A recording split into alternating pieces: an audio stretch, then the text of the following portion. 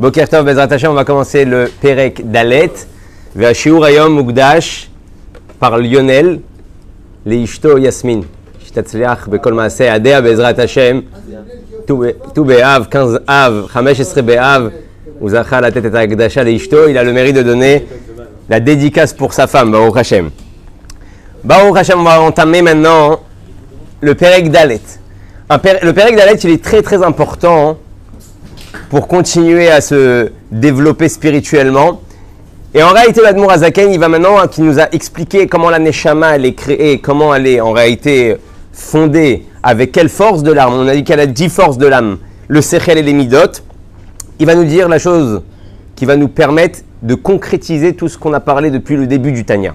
Et en réalité, le Admour Hazaken, il vient et il nous renverse un peu toutes les vapeurs. Jusqu'à présent, on pense que le Ikar, c'est ce qu'on comprend, c'est ce qu'on vit. Et en réalité, les midot, les sentiments qu'on va mettre dans les actions qu'on va faire.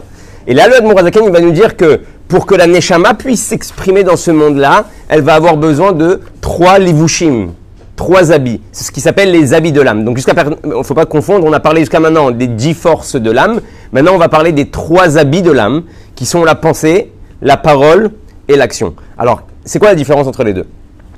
Dans les 10 forces de l'âme, c'est quelque chose qui est ancré en nous. Ce sont des forces qui sont à l'intérieur de nous, qu'on ne peut pas se séparer d'elles. C'est l'essence de l'âme. Par exemple, si on vous donne stam comme ça un dogma, quand quelqu'un y pense quelque chose, on a beaucoup de mal à lui faire changer son avis.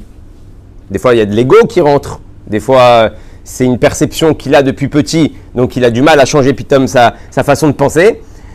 Les midot, les sentiments, ce qu'il ressent aussi, c'est quelque chose qui va être difficile. Si j'aime quelque chose, alors en réalité, je vais avoir du mal à le détester. Et si je déteste quelque chose, je vais avoir du mal à l'aimer. Même si on essaye de me convaincre, c'est à l'intérieur de moi. Les habits de l'âme, c'est ce qui va permettre en réalité de mettre ça en avant sur le terrain. D'un autre côté, les habits de l'âme, elles sont extérieures à la personne. Comme un habit. Il appelle ça des habits. Comme les habits d'un homme. Un homme, par exemple, il peut s'habiller d'une manière, et comme on dit, l'habit ne fait pas le moine, malgré qu'on reconnaît le moine par son habit, ça c'est important, c'est à savoir la deuxième partie du dicton. Parce que les gens disent, ah l'habit ne fait pas le moine, j'ai pas besoin de m'habiller comme ci ou comme ça, mais en général ton habit reflète ce que tu veux réellement être, d'accord? Ouais, c'est dans les deux inyanim. Maintenant, la nekuda de l'habit c'est quoi? C'est que si je veux montrer une certaine image, alors je m'habille d'une certaine manière. Donc c'est pour ça que les jeunes ils vont se donner un style par rapport à ce qu'ils voient sur la télé, et en fait ils veulent montrer à l'extérieur, j'aimerais être un basketteur, j'aimerais être un footballeur, ouais. Donc d'un côté l'habit, étant donné qu'il est extérieur à l'homme, il n'est pas forcément vrai comme les 10 forces de l'âme.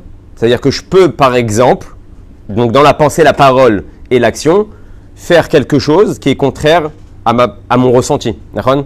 Des fois, je ressens quelque chose et on me force à faire autre chose ou je fais autre chose, malgré que la personne en face de moi, elle me plaît pas trop. Je vais pouvoir aider quelqu'un malgré que j'ai pas d'empathie pour cette personne-là. Donc à l'intérieur, j'ai pas d'empathie, mais de l'autre côté, à l'extérieur, je fais quand même l'action. Pourquoi on parle de tout ça?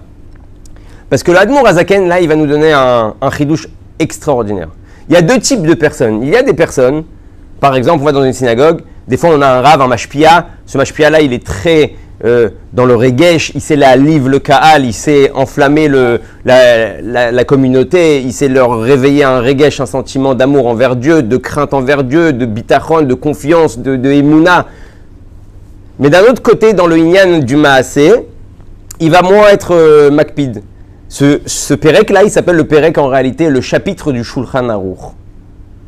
Et c'est une question fondamentale. Et il y a des personnes, ils sont moins dans le regesh, ils sont moins dans l'intellect, ils apprennent pas grand-chose, ils ressentent non plus pas grand-chose. Mais par contre, le Shulchan Aruch, ils le tiennent à la lettre. La tefila, elle commence à 7h, il sait qu'il doit mettre cette filine avant, il sait qu'il doit faire ses ktoret avant, il sait qu'il doit faire ses brachot avant, il sait qu'il doit faire son étulet avant. Donc il va s'organiser pour faire en sorte que tout son Shulchan Aruch, toutes ses actions, elles soient à la lettre. Ouais, comme le code du Ham Israël, donc le Shulchan Aruch. Et on a un autre juif, bon ben il va avoir beaucoup de sentiments, il va avoir beaucoup de inyanim, il va penser beaucoup à Kadosh Baruch Hu, mais il va moins être makpid sur les détails.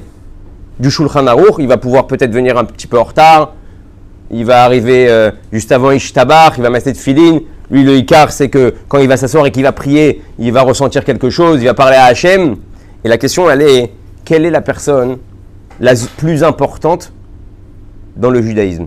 Bien sûr que l'un ne contredit pas l'autre. Le but des 10 forces de l'âme, c'est de pénétrer dans ces 3 habits pour qu'on ait l'action et les sentiments et l'intellect qui soient mélangés ensemble. Mais si je prends maintenant 2 types de personnes, un qui est plus de ce côté-là et un qui est plus dans le côté du maasé, de l'action, qui est la personne en réalité qui est le plus attachée réellement à Dieu?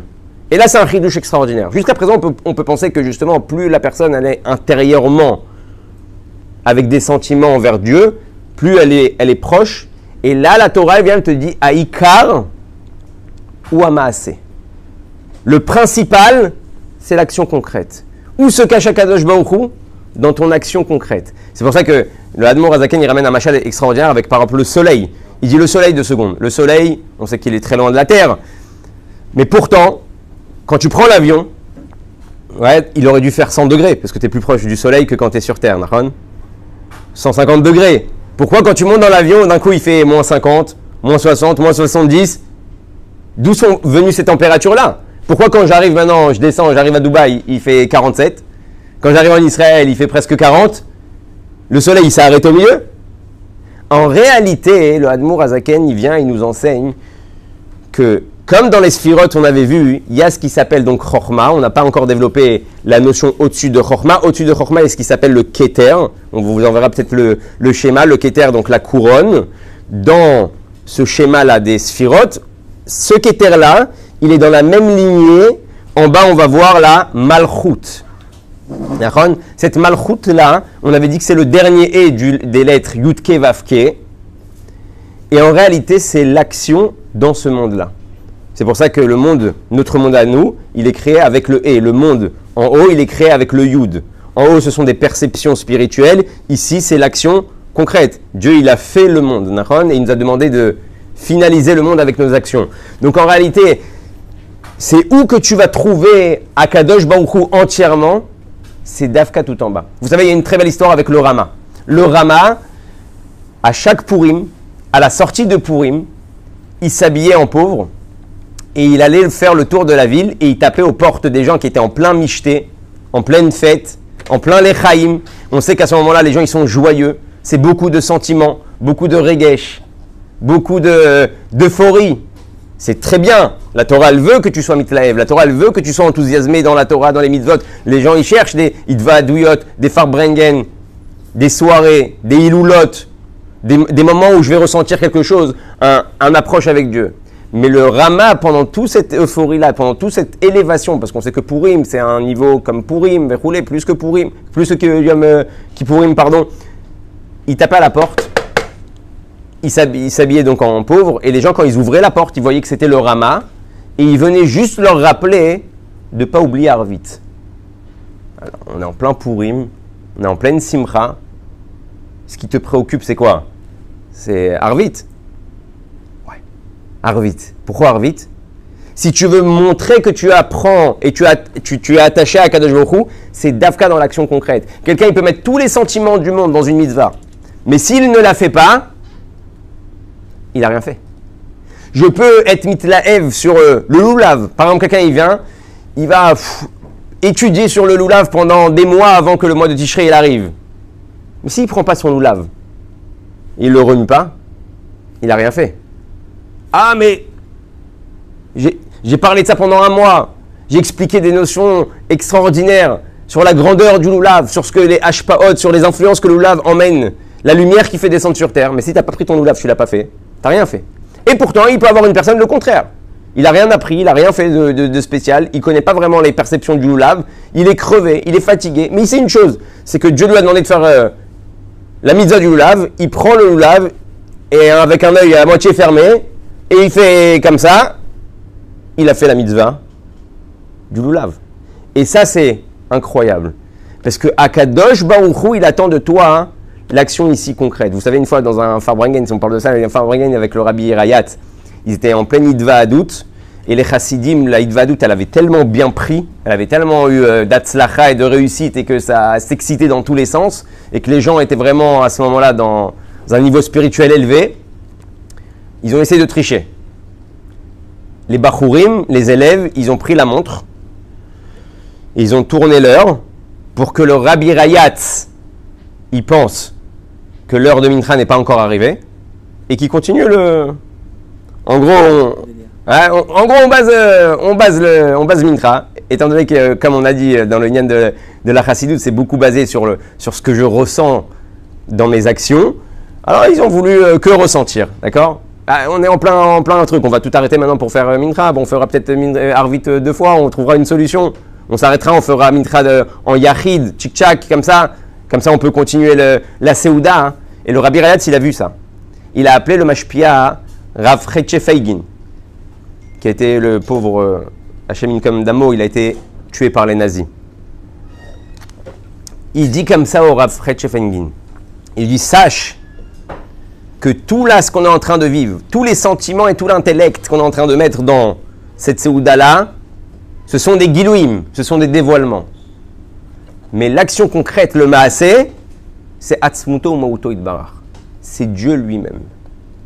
Quand tu fais la mitzvah de Foal, Mamash, en concret, tu attrapes pas seulement les dévoilements de Dieu, tu attrapes Akadosh Baruch Hu lui-même. Et ça, c'est extraordinaire. Et c'est exactement ce qu'on a vu dans la paracha avec les enfants d'Aaron. Qu'est-ce qui s'est passé avec les enfants d'Aaron? Vous savez que pour Moshe Rabbeinu, alors il y a le père biologique de Nadav et Avihu, c'est Aaron à Cohen, mais Moshe Rabbeinu, c'est le père spirituel de ces enfants-là. C'est pour ça qu'il va dire Bekrovaya Kadesh.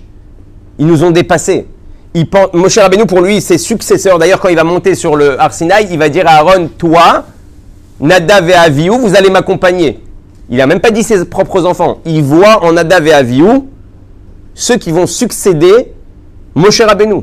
Ceux qui vont continuer à perpétuer les enseignements de Moshe Rabbeinu. Et pourtant, on voit qu'ils rentrent dans le moment le plus joyeux de l'année. Ils ont construit le Mishkan, Rosh Chodesh Nissan, ils rentrent, bam, ils tombent. Ils partent de ce monde.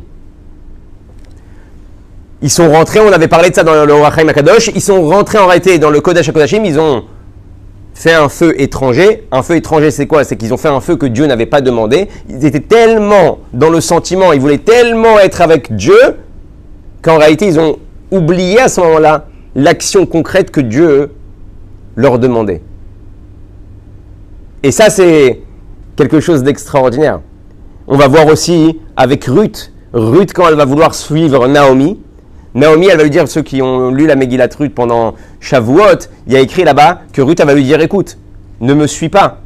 Tu sais que si tu veux venir avec moi, et il y a un vort magnifique qui dit que quand elle lui a dit, si tu veux venir avec moi, si tu veux te déplacer, elle lui enseigne des halachot.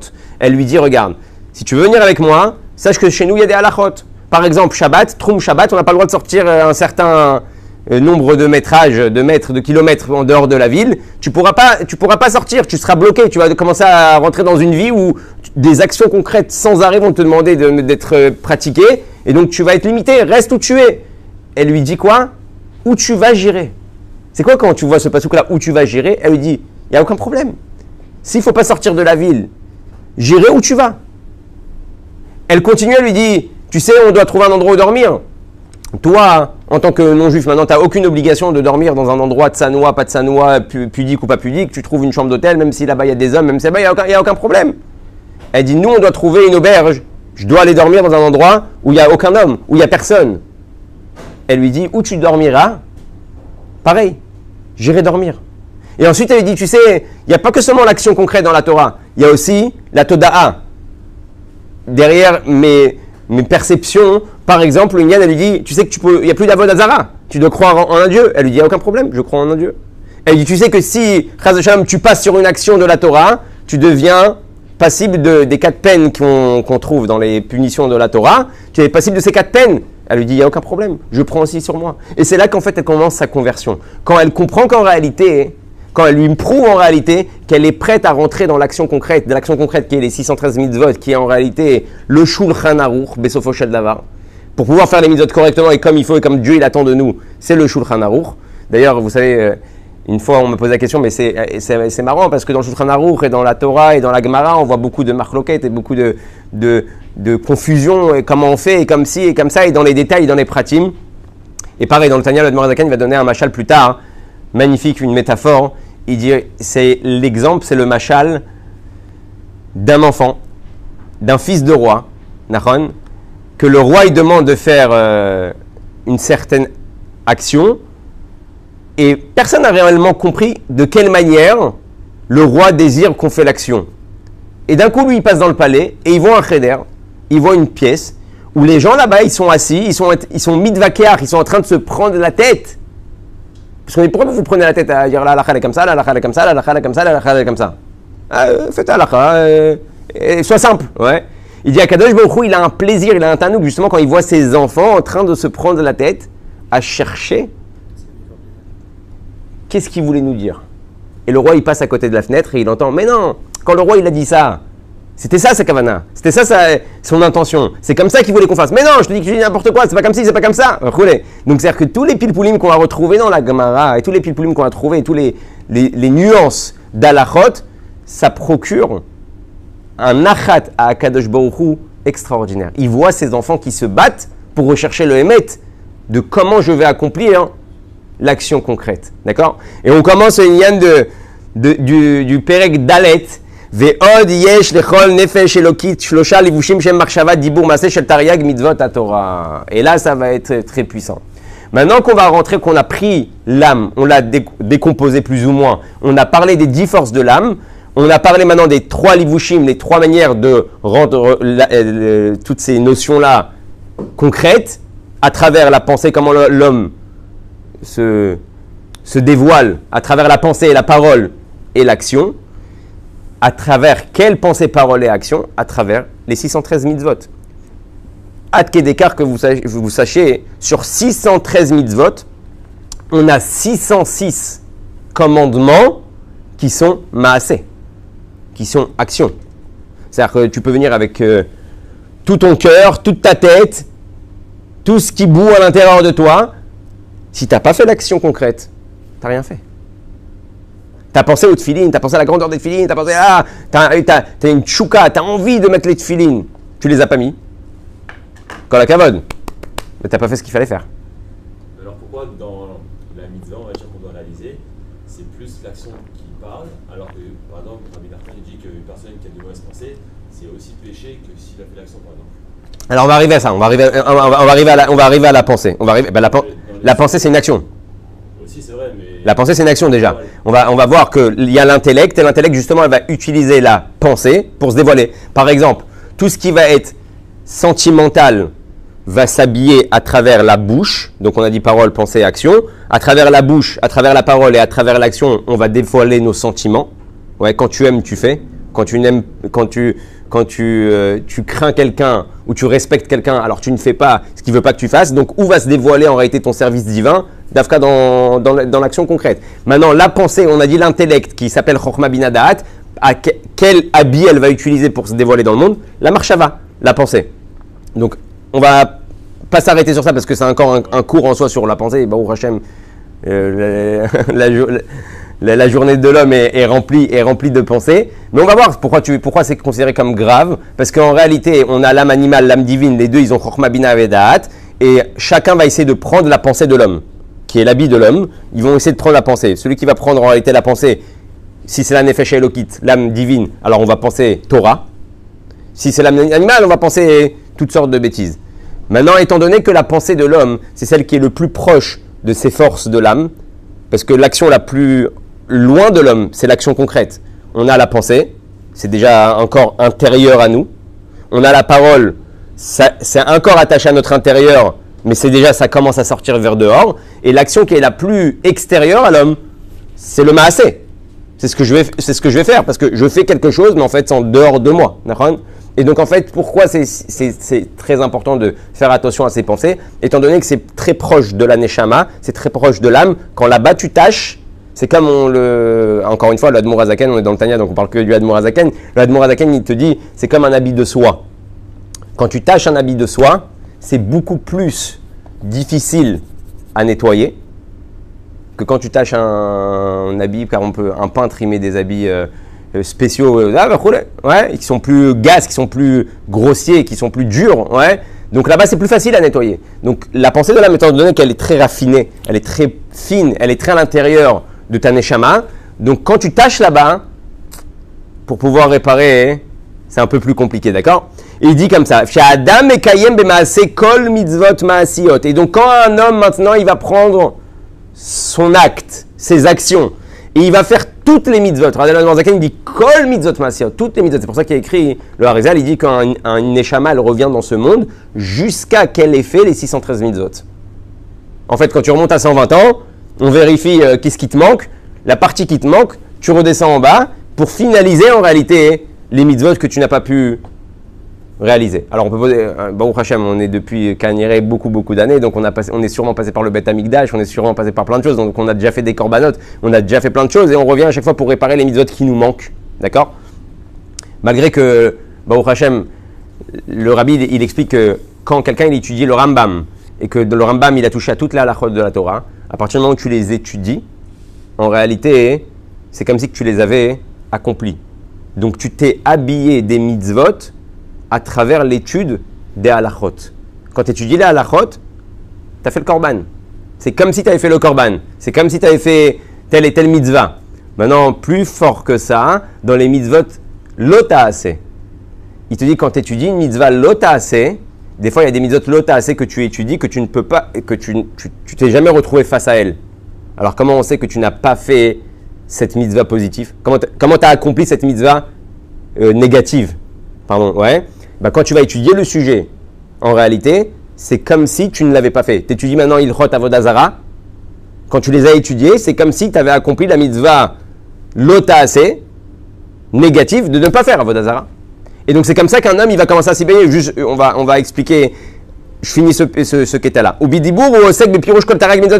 Maintenant qu'on a parlé de l'action, de toutes les actions des mitzvot, des Tariag mitzvot, des 613 mitzvot, maintenant quand tu vas parler de ces mitzvot-là, tu habilles les mitzvot à travers donc ce livouche-là qui s'appelle la parole. Et quand maintenant dans ta pensée, tu vas essayer de comprendre les 4 niveaux du pardes.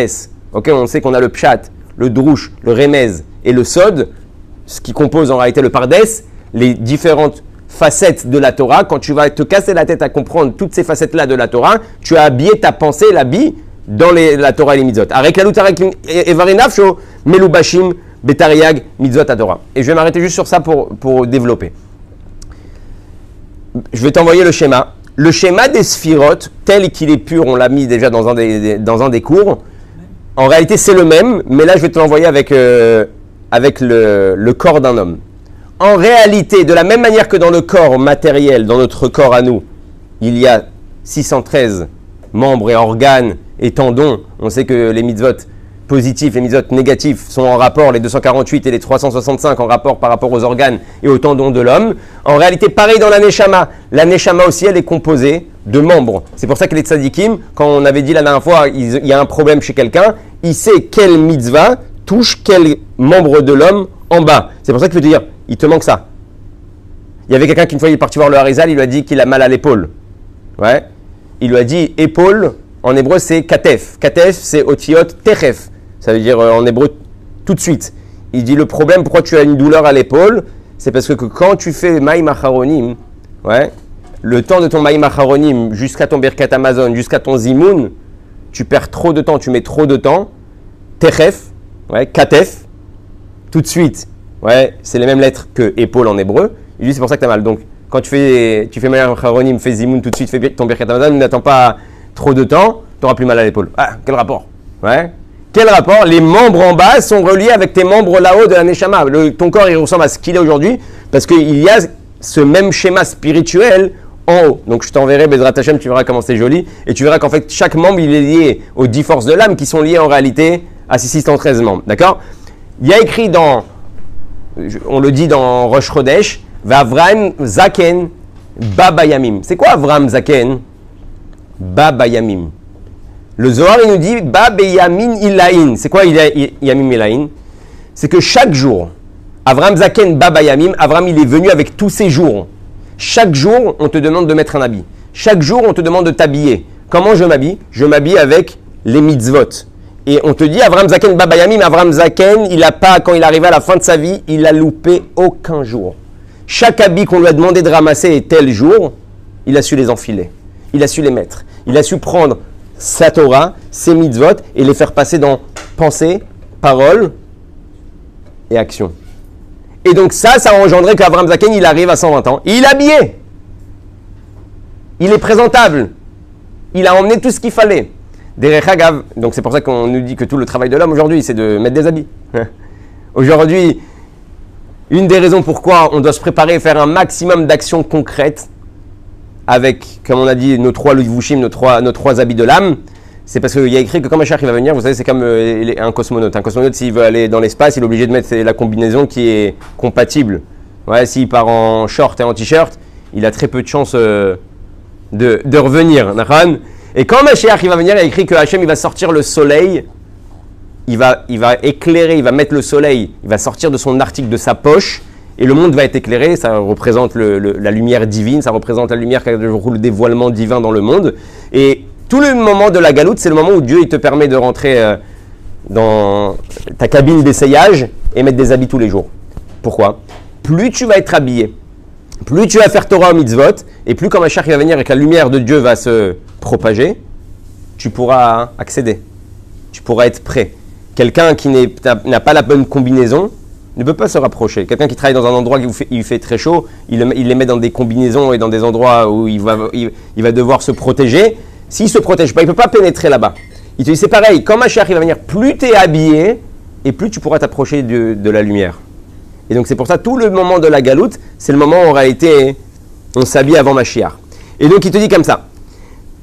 Ubi pratut, prinot chochma bina vedat shebenafshon l'ajot b'asagat Torah shehu masig bipshat remes drush vesod. Et donc maintenant on a compris que l'âme va se dévoiler à travers les 10 forces de l'âme, qui vont se dévoiler à travers en réalité les 3 habits, qui vont se dévoiler à travers les 613 mitzvot. On va voir que même dans la Nefesh Abahamid, dans l'âme animale, on a le même système.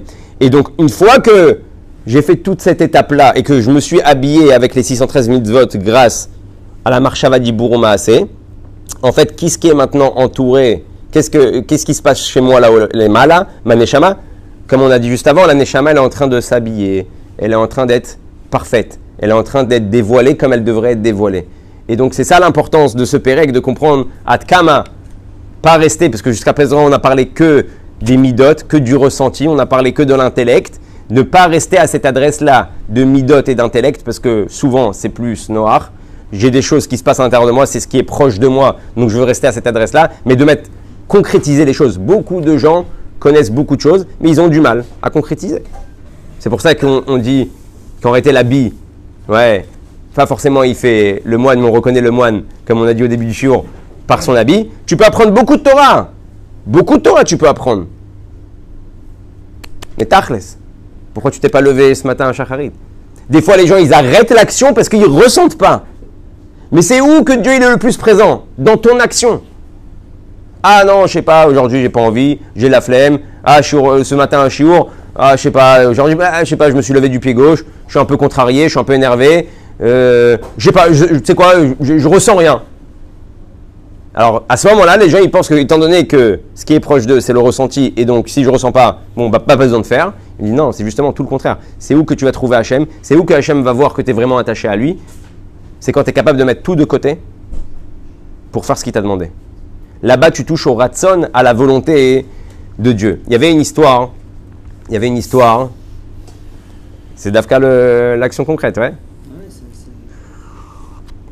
Et il y avait une histoire comme ça avec un Rav qui s'appelle le Rav Shochet. Une fois, il a envoyé une lettre au Rabbi, il a dit, regarde, je ne sais pas si moi j'ai un kécher avec toute cette Torah et toutes ces mitzvot-là, quand je vois en réalité tous les tzadikim que quand de leur plus jeune âge, à 8 ans, tel Rav, il a écrit tel livre. À 10 ans, lui, il a écrit un livre de Kabbalah. À 12 ans, le Admour Azakan, il avait déjà fait un Louar Shana sur des années alors qu'on n'avait pas d'iPhone et on n'avait pas de télescope et on n'avait pas en réalité tout ça. Et dire, je vois tous ces tzadikim-là. En réalité, eux, ils sont faits pour ça. Donc quand la Torah elle me demande de prendre ma marshava, ma pensée et l'investir dans toutes les parties de la Torah, il dit je ne me sens pas shayach à ça, je ne me sens pas à ce niveau-là. c'est pas moi. Et le rabbi il lui ramène une réponse assez harif. Il lui dit, j'ai pas compris votre lettre. J'ai pas compris votre lettre. Chacun, il a son rôle. Il y a écrit, Ani nivriti, et là, les shamesh et koni. J'ai été créé pour servir mon Dieu. Même si tu as l'impression que c'est pas ton adresse, c'est pas ton rôle, c'est pas ton endroit, Dieu il te demande de faire tout ça. Ah, il te dit par contre, il y en a un, il va recevoir une autre adresse. Il va recevoir par exemple l'adresse de la tzedaka. Lui, il est venu sur terre pour faire de la tzedaka. Donc, tu dois tout faire, mais il y a une particulière, ça peut être dans la pensée, la parole, dans l'action, qui va être propre à toi. D'ailleurs, celui qui dévoile la mitzvah positive et la mitzvah négative qui est attachée à sa neshama, il a ouvert tous les conduits. Tous les conduits de Parnassa, de Shefa, de Hatzlacha, c'est pour ça qu'on te dit, là où c'est dur, c'est là-bas où est le travail. Les gens, ils ont tendance que quand c'est dur, je base, c'est pas pour moi. Ils te disent, c'est tout le contraire. Là où c'est dur, c'est là que Hachem, il attend de toi ton travail. Et si tu trouves cette mitzvah, la positive, et cette mitzvah, la négative, qui est kashour avec ta neshama, il n'y a plus aucun problème. T'as ouvert tous les robinets. Ah, alors quoi? Alors les autres mitzvot, je dois les baser? Non, tu dois toutes les faire, parce qu'on a dit pour pouvoir être habillé entièrement de la tête jusqu'aux pieds, il faut mettre aussi des chaussures, il faut aussi mettre un chapeau, une kippa, il faut être nickel. Tu dois tout faire. Mais il y en a une, alors il lui dit, par rapport aux zirouz, par rapport à l'empressement des mitzvot, bien sûr que tu dois trouver la mitzvah qui est à kashour avec toi, mais c'est pas parce que tu n'as pas écrit un livre à 8 ans ou à 10 ans que tu dois te sentir le kashour, pas lié au fait que tu dois t'investir aussi avec ta marshava, mettre toutes tes forces dans ta tête pour pouvoir comprendre ce que la Torah, elle attend de toi. Il y avait une fois dans une yeshiva, sur ça on va finir parce que on a fait une belle introduction et la prochaine fois on développera encore plus ce inyalan-là de parole, pensée et action. Il y avait une fois dans une yeshiva un bachour qui avait beaucoup de mal. Beaucoup de mal. Et une fois il est assis comme ça et il voit tous ses copains qui sont ce qui s'appelle mes saksek batora. Ouais, ils cherchent à tous devenir des géonimes, des géants de la Torah, de comprendre toute la Torah, de connaître toute la Torah. Et lui, il voit qu'il ouvre une Gemara, il comprend que dalle. Il dit, attends, c'est pas fait pour moi. Donc la yeshiva, la Torah, c'est pas fait pour moi. Il va voir le Rosh Yeshiva, il dit, voilà Rav, il faut que je vous parle. Je vois tous mes copains, mes camarades, ils étudient, ils sont mes sakseg, ils sont épanouis. Et moi, j'ai du mal. Chaque ligne, c'est un cassement de tête. Chaque ligne, il faut que... Et le Rav, il dit, écoute, regarde. En mala asot.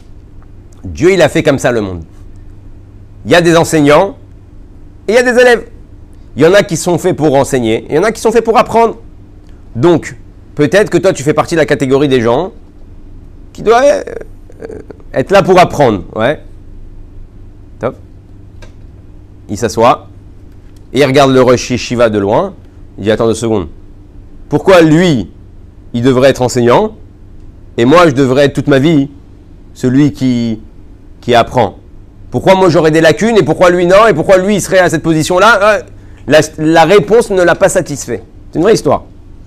Il rentre dans sa pnimia, il rentre dans l'internat, il commence à faire sa valise. Son copain lui dit qu'est-ce que tu fais? Il lui explique la situation. Alors il m'a répondu ça. Bah alors ok, si je devais être un élève toute ma vie, bon ben vas-y, je vais faire autre chose dehors. Le mashgiar de la yeshiva, il le voit. Qu'est-ce que tu fais? Donc le moniteur, le madrir, il lui dit qu'est-ce que tu es en train de faire? Il dit bah, je fais ma valise, c'est pas pour moi. Voilà. Il dit non, je vais t'expliquer. En réalité, c'est possible que dans un autre Gilgoul, dans une autre vie, tu as fait beaucoup de bêtises. Et donc, aujourd'hui, ta réparation, bon, bah, c'est d'être dans cette position-là où tu as du mal, où c'est nous qu'on t'enseigne, où c'est nous qu'on te donne. Et là, c'est peut-être dans une autre vie, tu étais un enseignant, tu étais au top, tu comprenais tout, c'était facile pour toi. Et maintenant, c'est ce que Dieu il a décidé pour toi. Le moniteur, il sort de la chambre. Il dit non, il ferme la valise, il dit ok, même lui il me donne une réponse en fait, je suis destiné à être naze, ouais. Donc il a dit bon ok d'accord.